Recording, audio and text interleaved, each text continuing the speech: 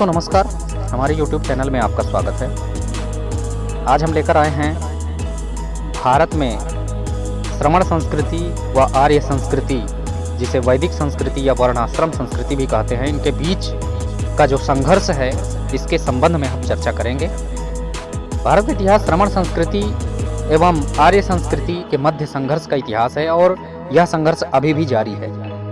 श्रमण संस्कृति मेहनत श्रम में विश्वास रखने वाले लोगों की है, जबकि आर्य संस्कृति, जिसे आश्रम संस्कृति भी कहते हैं, वह दूसरों के श्रम पर मौज उड़ाने वाले लोगों की संस्कृति है। श्रमण संस्कृति कर्म पर आधारित संस्कृति है, जबकि ब्राह्मण संस्कृति जन्म पर आधारित संस्कृति है।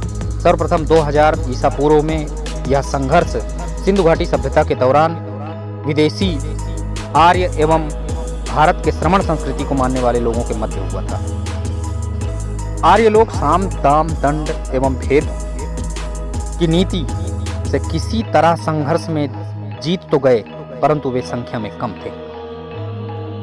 इसलिए आर्यों की समस्या थी कि ज्यादा लोगों को ज्यादा समय तक नियंत्रित कैसे रखा जाए। इसलिए उन्होंने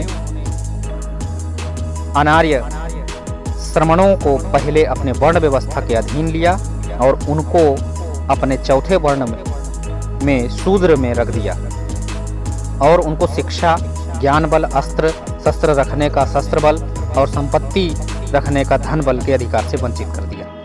1500 ईसा पूर्व में ऋग्वेद की रचना हुई और इस नियम को ऋग्वेद में डालकर और ऋग्वेद को ईश्वरीकृत घोषित कर दिया और इस तरह बहुसंख्यक आबादी को ज्ञान बल, शस्त्र बल और धन बल के अधिकार से वंचित कर मानसिक रूप से गुलाम और लाचार बना दिया। इसे वैदिक संस्कृति, आश्रम संस्कृति या आर्य संस्कृति कहते हैं, जो श्रेणीबद्ध असमानता का सिद्धांत पर समाज को चारों वर्ण में विभक्त करती है। श्रमण संस्कृति एवं आर्य संस्कृति के मध्य संघर्ष के इतिहास में इस समय एक तरफ आर्य और दूसरी तरफ भारत के श्रमण संस्कृति को मानने वाले थे। तथागत गौतम बुद्ध श्रमण संस्कृति का उत्थान 563 ईसा पूर्व से 483 ईसा पूर्व, तथागत बुद्ध का जन्म 563 ईसा पूर्व में हुआ था और 528 ईसा पूर्व में तथागत बुद्ध की धम्म क्रांति हुई और आर्य संस्कृति पराजय हुई और समतामूलक समाज की स्थापना हुई। इस दौरान एक तरफ श्रमण संस्कृति को मानने वाले तथा तथागत बुद्ध, महावीर, जैन और चारवाक थे, तो दूसरी तरफ वैदिक संस्कृति मानने वाले आर्य थे।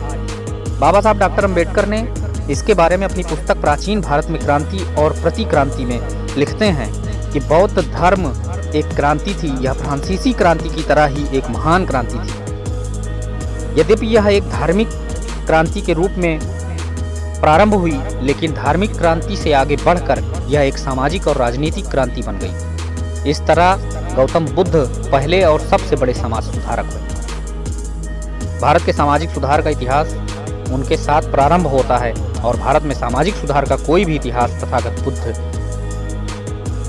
उनके महान उपलब्धियों का संज्ञान में लिए बिना पूर्ण नहीं होगा। तथागत बुद्ध ने वैदिक संस्कृति के विरुद्ध आंदोलन किया और अनित्य, अनाम एवं दुख का दर्शन देकर वेद के ईश्वरीकृत होने और आत्मा के सिद्धांत को चुनौती दे दिया।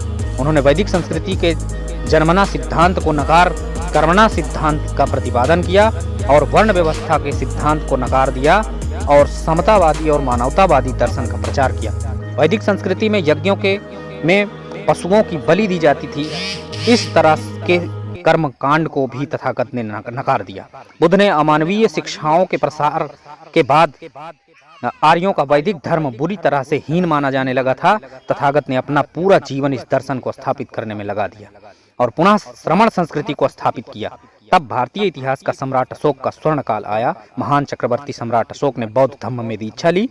बौद्ध धर्म के प्रचार प्रसार के फलस्वरूप अशोक द्वारा यज्ञों पर रोक लगा दिए जाने के बाद आर्यों ने पुरोहित का कर्म त्याग कर सैनिक वृत्ति को अपना लिया।